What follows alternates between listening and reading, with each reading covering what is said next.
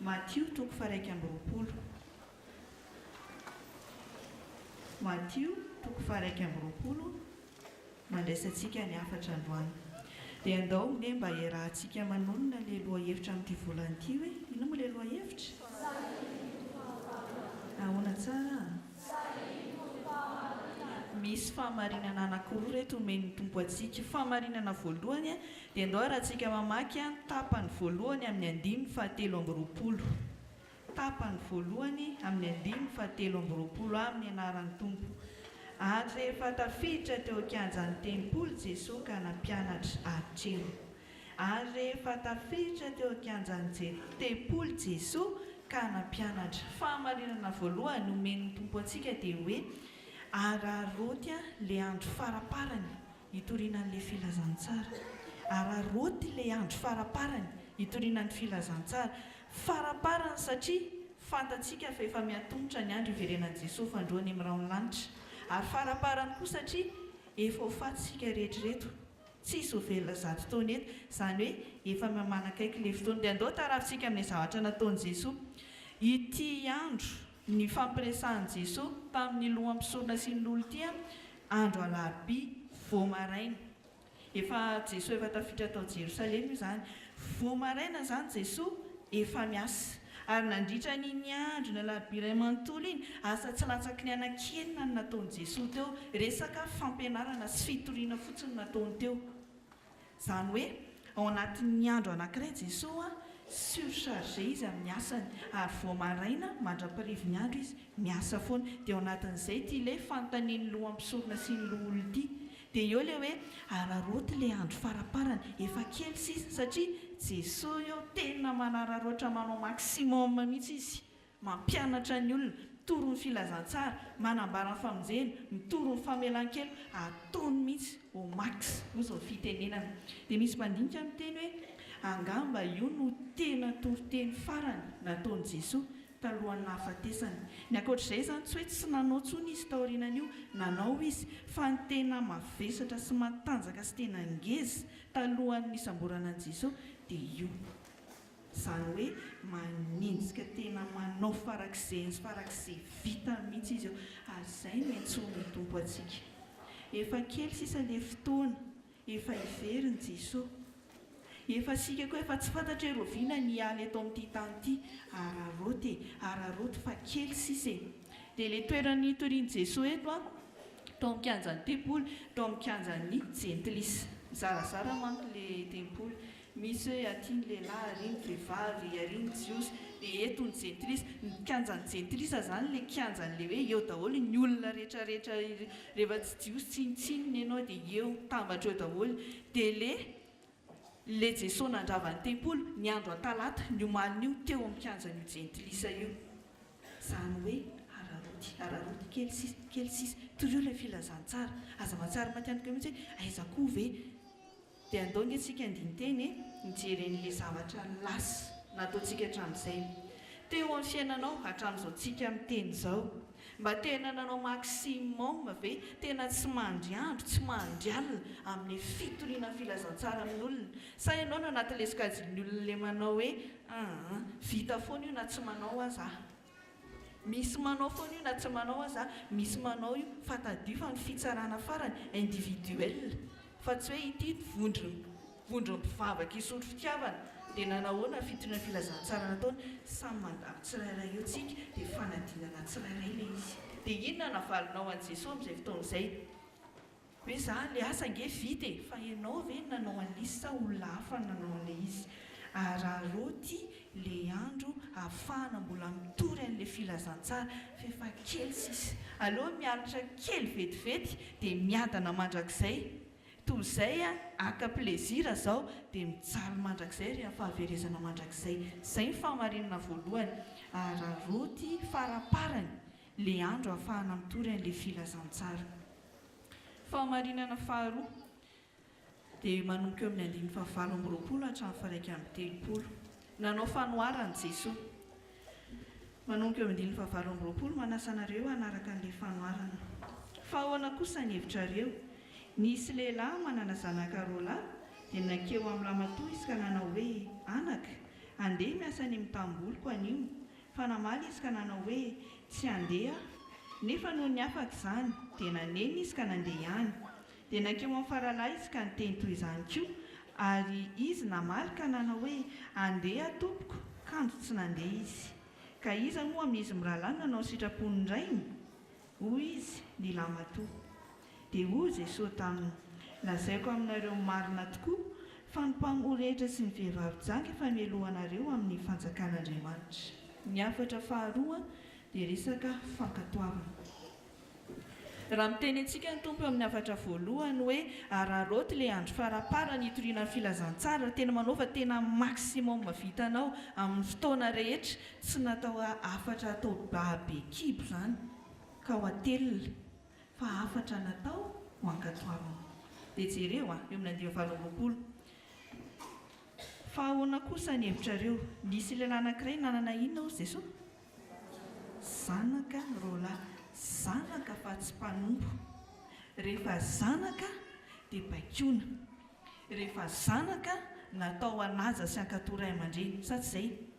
Ary ilay zanaka tenenina eto tsy zanaka efa manambady akory ka efa mitokantrano fa zanaka eo ambanin'ny tafotranony rainy, izany hoe zanaka mbola ambany fahefan'ny rainy, azony irahana, azony baikona, azo anaovany amin'izay tia itiavany azy ianao rehefa mbola eo ambany fifehezana eo satria mbola tompona andraikitra voalohany aminao izy.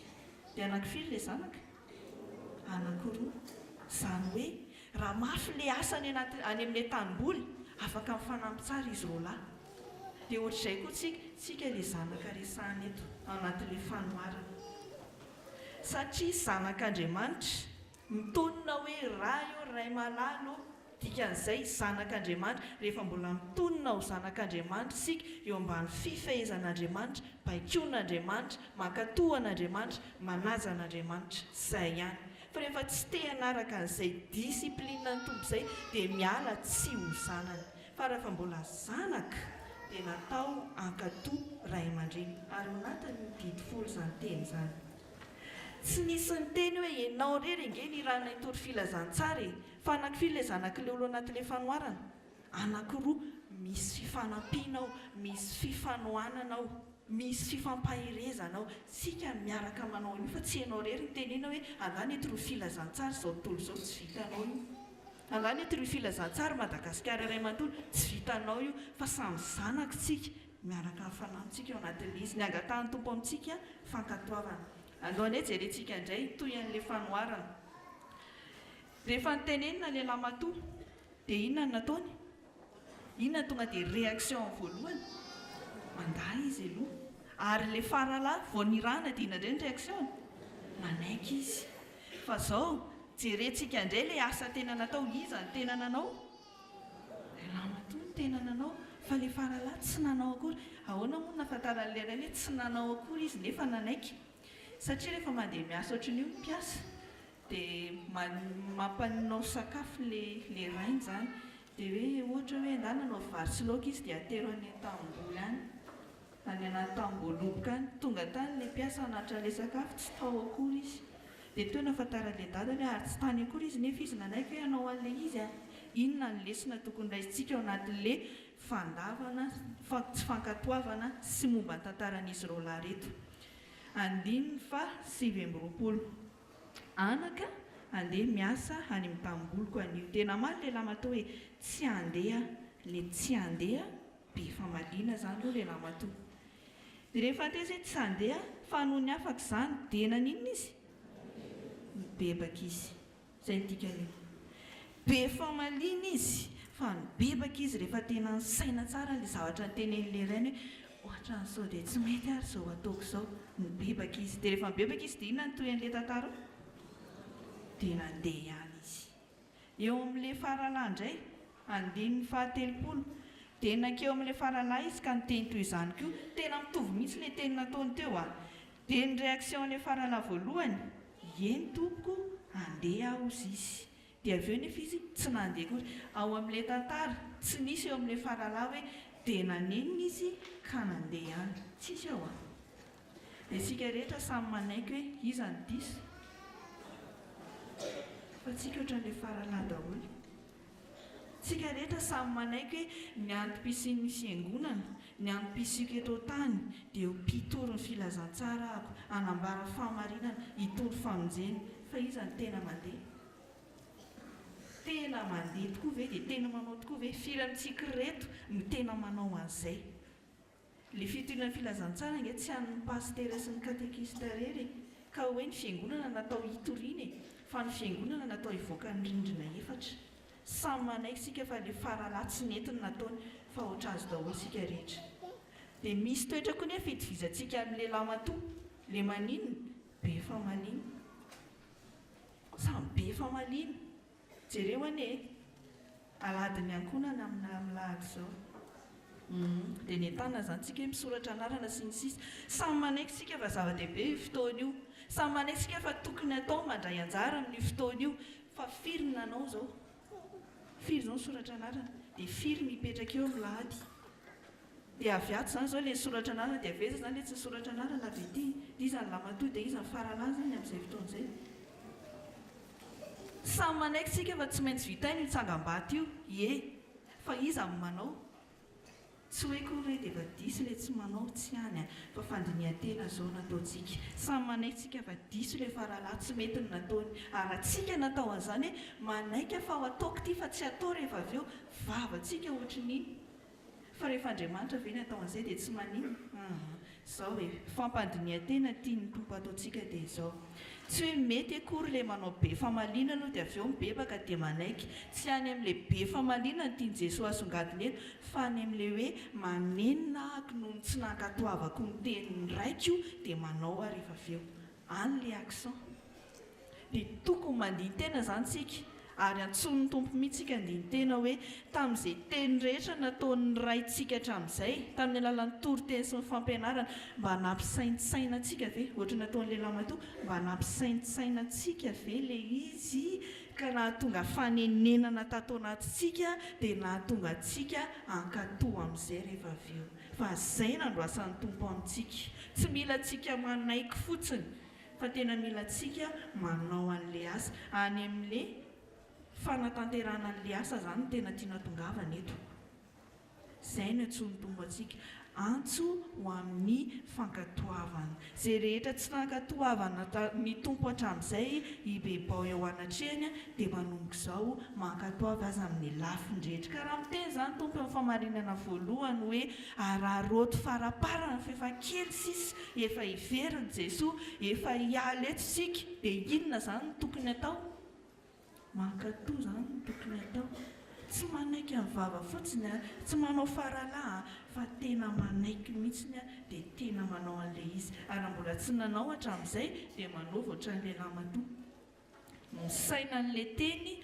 mibebaka dia mankatoa rehefa avy eo faranana ny toriteny misy fahamarinana anankiroa nambaran'ny tompo tamintsika androany fahamarinana voalohany dia hoe araroto faraparany le fotoana mbola ahafahantsika mitory filazantsara kely sisa atsika io sika fiangonana manao an'io alefaso erezo fa rehefa tonga amin'ny fotoana iatrehantsika ny tompo dia manana ambara amin'ny tompontsika hoe tena niezaka tena nanao izay vitako ho maksa mihitsy aho maraina mahadraparivin'ny andro 7 jours sur 7 izay io faharoa tsy afatra natao enona fotsiny izay le hoe araroty tory io ilay filazantsara fa natao atao iny zay ankatoavana izay ankatoavana fampandinihan-tena ataon'ny tompo amintsika dia ny hoe hatramin'ny androany izay rehetrarehetra fotoana lanao tamin'ny tsy fankatoavana ny tompo dia ibebao eo anatrehany dia ataovy le izy ary rehefa tika efa nanao an'izay no hatramin'izay